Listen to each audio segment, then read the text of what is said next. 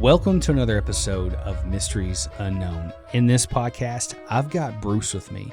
And Bruce had a Class A encounter with Bigfoot while he was out hunting for elk in Washington, close to Mount St. Helens. A lot of crazy stuff happens there. He pulled up his scope and he saw a face of a creature out there. He's going to get into that in just a second. We're going to talk about that and a couple of other things. But before we do, I just want to say thanks again for being here. You guys are awesome. Without your support, this podcast, it just wouldn't happen. So I appreciate you. Let's jump right on the story. Bruce, welcome to the show.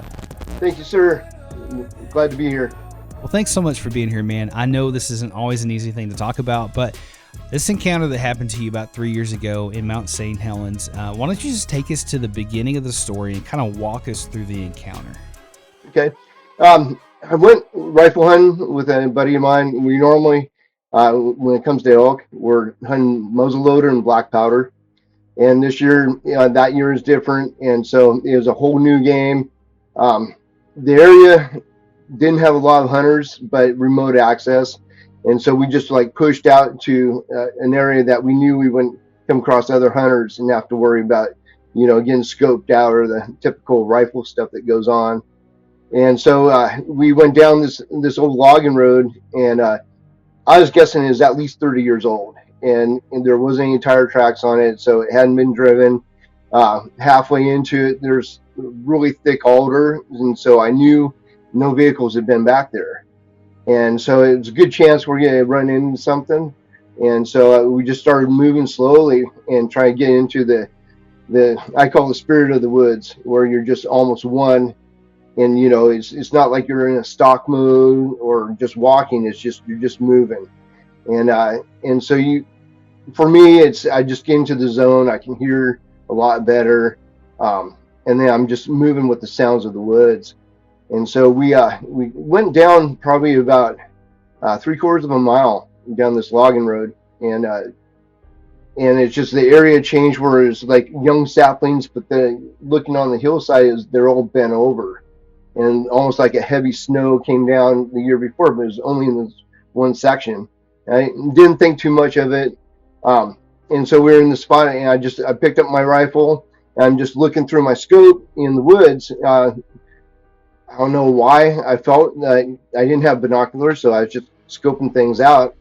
And I saw a face looking at me, and I knew right away it wasn't a person. It wasn't someone in a camo face mask or something. It was a dark face, and it looked like a gorilla face. It was, and it was vivid. I mean, it was 100 yards away through my rifle scope, and I was like, "Yeah, I'm gonna move just a little bit to the left, see if I can get a side profile and actually confirm what I'm seeing," because I'm just like, "There's no freaking way."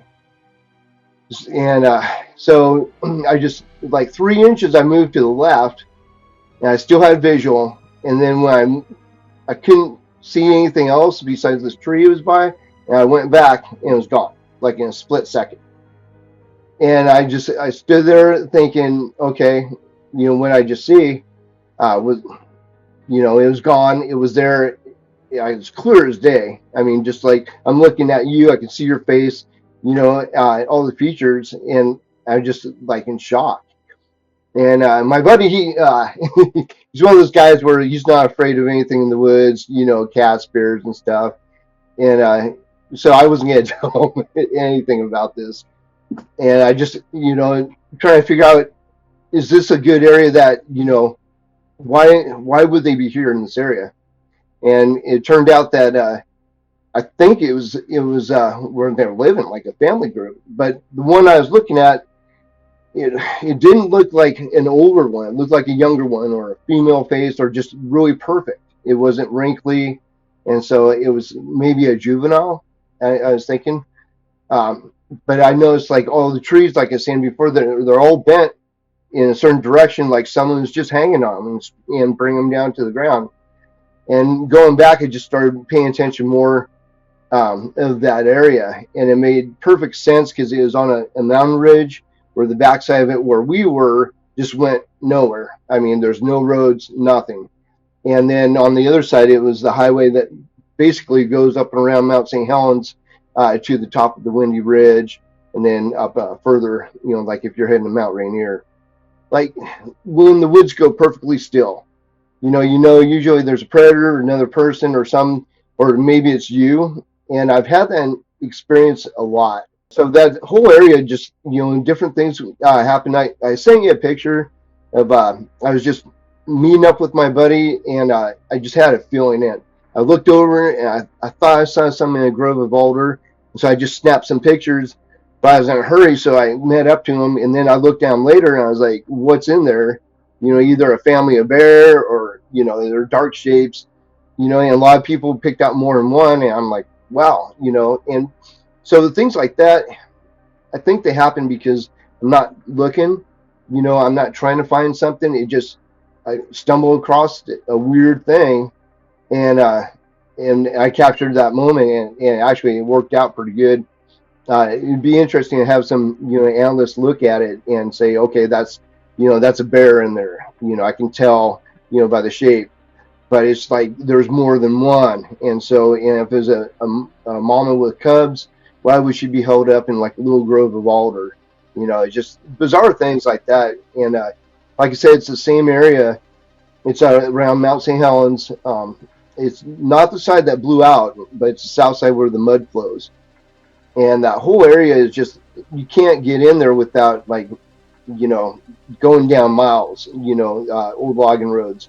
And those experiences you get on these roads, and you're like, nothing's been on here for years.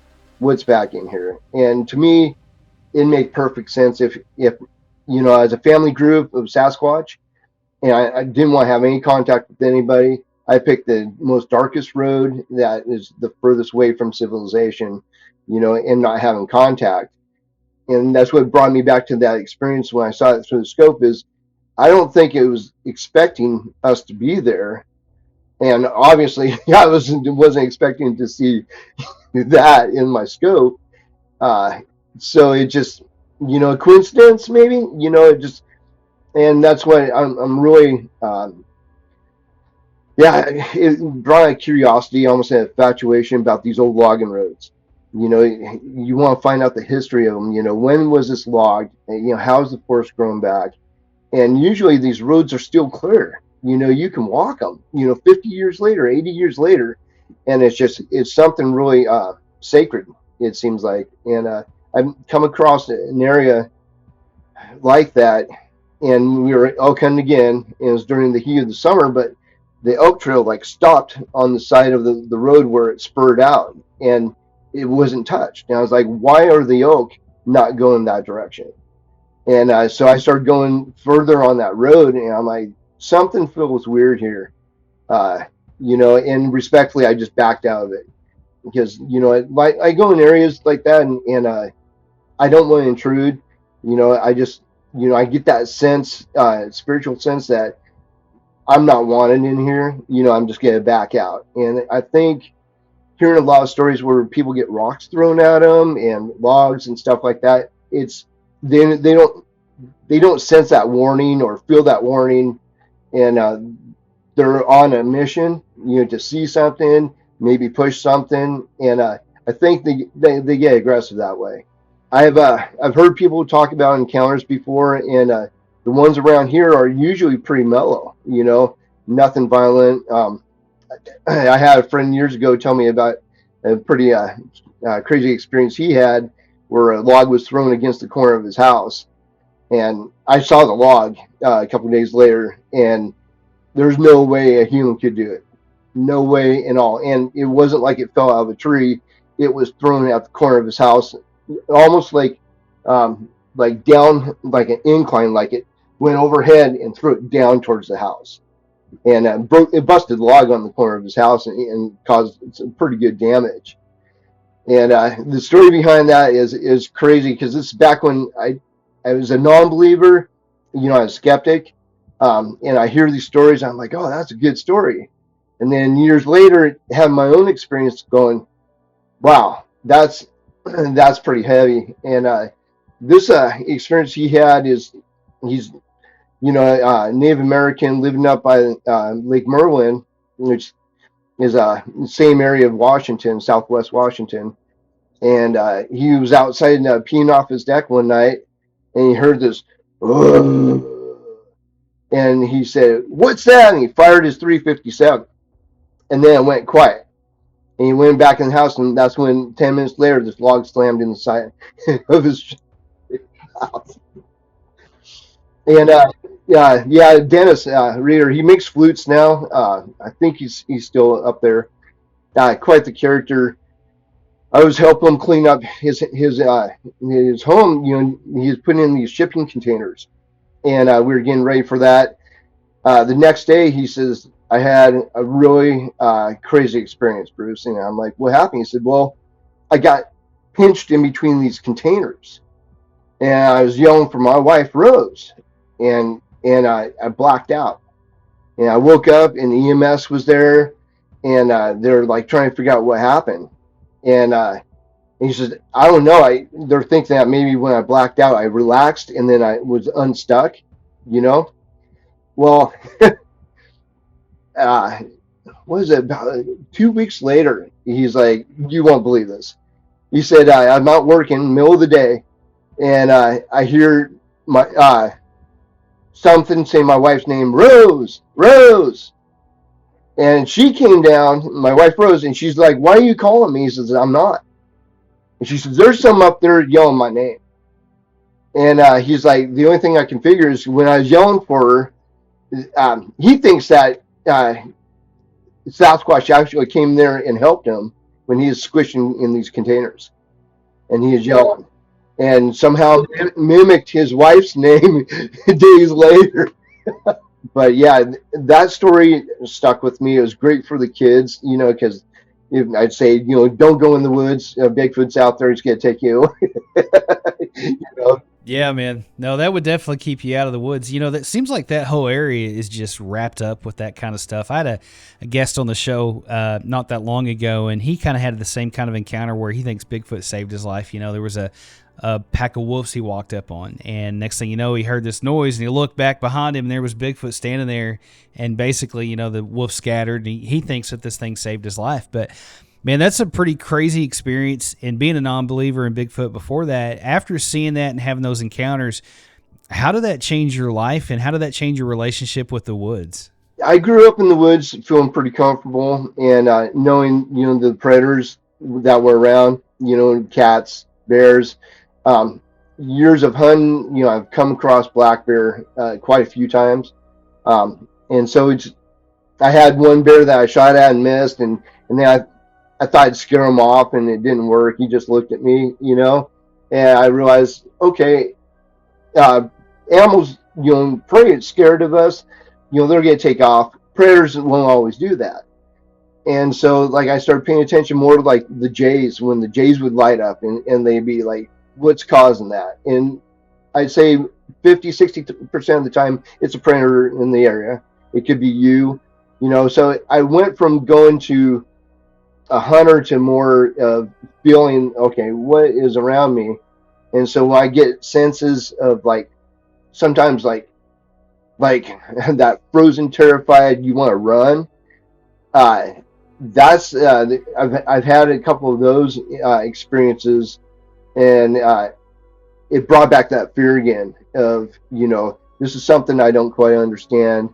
I'm really good at reading sign, tracks and all that. So yeah, it makes me wonder, like, there's something else out there. I want to respect its area, and that's when, I saw it through the rifle scope. I didn't even think I had a gun in my hand. I'm just looking through glass at something, and me is like, I would never ever think about shooting one. Maybe in self-defense for, but I don't think it'd come to that. It's like grizzlies. Grizzlies, most, from my understanding, they'll bluff charge you. Why wouldn't, Sasquatch? They're throwing rocks and hurling logs and stuff. I think that's their, warning is like, stay out of my area and get back. I think they're very, very territorial.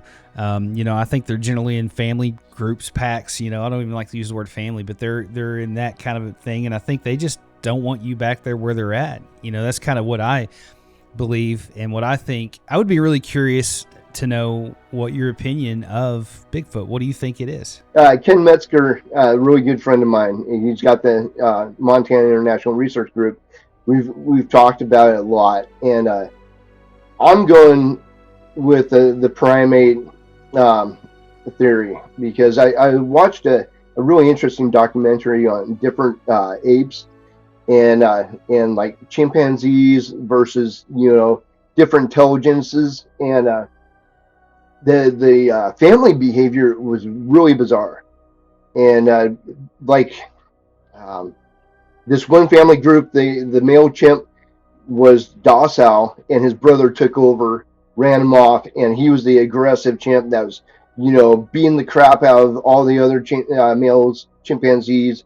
And I was like, that was a really evil freaking, chimp. And then it showed the family group, how they changed, and so that type of behavior, I'm like, that makes sense. And when you bring the intelligence level up, I mean, our heads are, however big with our brain capacity. Imagine a Sasquatch, bigger head, bigger brain capacity. The intelligence level, I think, is way beyond what we even can perceive. Okay, is it possible they can, shape shift and time travel and all that? That, I don't think anybody can guess that. That's a whole different realm, and so I want to keep it simple. Like, I grew up believing in Native American culture and the way they believe, their philosophies. And so, you call the spirit that moves in all things. And when you're in the woods, you feel that spirit sometime, and it'll show it to you. And so you have that, not passiveness, but just a humble attitude. I think they're going to show themselves to you and feel that presence and not be aggressive. And so that's why I think that intelligence level is way beyond what we perceive. They're definitely highly intelligent. They have to be to do the things that they've done, and just the way that they act and their behaviors. I look at everything through a biblical lens. I tend to believe that they could be Nephilim or fallen angel. Kind of that world is kind of a look at things. But man, nobody really knows. We're just all taking educated guesses, and I think that's the best. My favorite thing about it, the mystery behind it. It kind of gets the cop in me going. I'm like, I love figuring these things out. But and I would always ask my guests this. And also, man, when you talk to Ken, tell him I said, hey, man, Ken's a great guy. He's been on the show before. He's an awesome guy. And you guys go check out their group. Really good group. But if you had the opportunity to see Bigfoot again, would you want to? I think in the area I've been in, I would, because funny as it sounds, I think they know me. They know my spirit, and it's like, how do you explain it? It's almost like a calling. Like they almost want to make contact, but it's not going to be with anyone, And so Ken and I talked a lot about how the Native Americans, their legends are passed down, hundreds, thousands of years.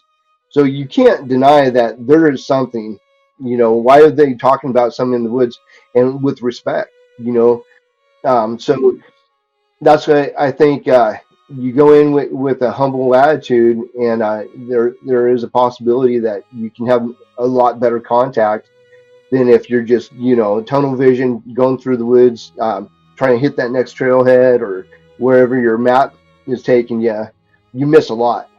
And so when you flow through the woods, not stalking, but just moving slower and trying to get that rhythm, you see a lot. I mean, I used to have a mindset where I meditate. I'd sit on, find a stump, something really comfortable, and I'd meditate and get my breathing going. And I just slow down my breathing, become like part of that stump, and I'd see things. I mean, birds would fly up to me, not even know I was there. I've seen, coyotes, all sorts of things. And in that mindset, I think that's when you're going to see, Sasquatch. I think so. We live in a society where it's go, go, go. Everything's fast paced. We don't take the time to look up from our screens most of the time, or, pay attention to what's going on around us. And I think that's something that's missing in society. That's part of the reason I love the woods so much, is when you go out there, there's a reverence there, and it's a great place to unplug and get quiet. And if you get quiet long enough, it's amazing what you can see sitting up in a deer stand, or out in the woods walking, if you'll just take the time to sit and watch. And so I think, it seems like with these creatures that if you've seen it once, you're more apt to see it again. I know several people that have had lots of encounters with these creatures multiple times, and I've had several of them on the show a couple times because they've had multiple encounters, and people look at that like, well, there's no way. But I think these creatures can sense you. They know what kind of person you are. And so they're more apt to show you than, somebody who maybe isn't paying attention or whatnot. But it's definitely mystery, man. And I would be, anxious to hear anything else you come across. I would love to talk to your buddy with those experiences, man, that he had. That's pretty scary with that log hitting the house like that. But let us know, man, if you come across anything else, man. I'd love to have you back on the show. That'd be awesome. One thing I came across last night looking, I want to do more research about it, but so there's a relation, I believe, because Mount St. Helens, you got Ape Caves, you have Ape Canyon, the Ape Trail, so there's stories that go way back that,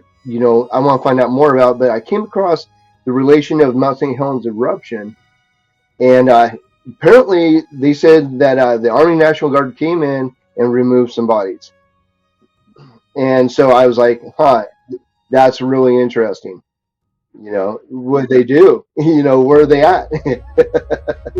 It makes you wonder, man. Like there's you definitely are in a hot spot there. And I'll kind of go into this kind of relation to that, kind of a short story. A guest I've been working on to come on the show for a while. And long story short, he had an encounter. I'm not going to go into detail because I'm trying to get him on the show, but he had an encounter as a kid. And so they came back to the place they were at a week later, and the military was there. They wouldn't let them into the area, and they stayed there for over a year in that area. So it really makes you wonder, how much of this stuff the government knows about, what they're keeping from us. I don't know. That's a whole other rabbit hole that we could go down. But yeah, if you find out more stuff, man, I'd love to have you back on the show. I appreciate you sharing your encounter with us, and be careful out there, man. You're definitely in a hot spot. So guys, thanks for being here with us. I appreciate you staying along for the story. I hope you enjoyed this podcast. I appreciate each and every one of you guys, because without you it wouldn't be possible. Like I always say, stay prayed up. We'll talk to you in the next episode.